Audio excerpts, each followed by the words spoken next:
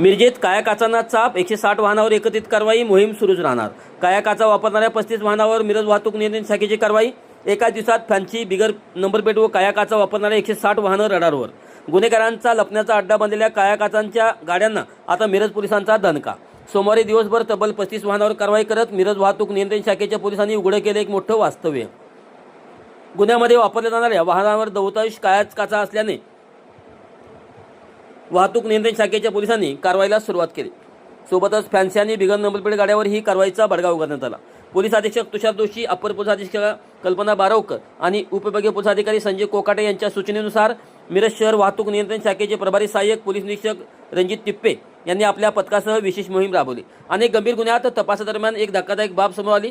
अनेक गुन्ह्याच्या तपासात संशयित आरोपींनी वापरलेली वाहनं ही बहुतांश वेळा काळ्या काचांचीच आढळून आली.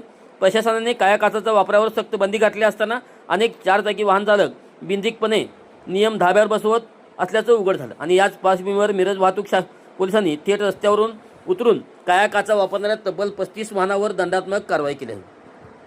वाहतूक नियंत्रण शाखेच्या पोलिसांनी एवढंच न थांबता सोमवारी दिवसभरात फॅन्सी नंबर प्लेट आणि बिगर नंबर प्लेट वापरणाऱ्या तब्बल 160 वाहनावर ही कारवाईचा बडगा उगारण्यात आला. गुन्हेगाराला आळा घालण्यासाठी मिरज वाहतूक पोलिसांची ही मोहीम आता अधिक व्यापक होणार असून नियम मोडणाऱ्या वाहन चालकांना सतर्कतेचा इशारा देण्यात आला आहे.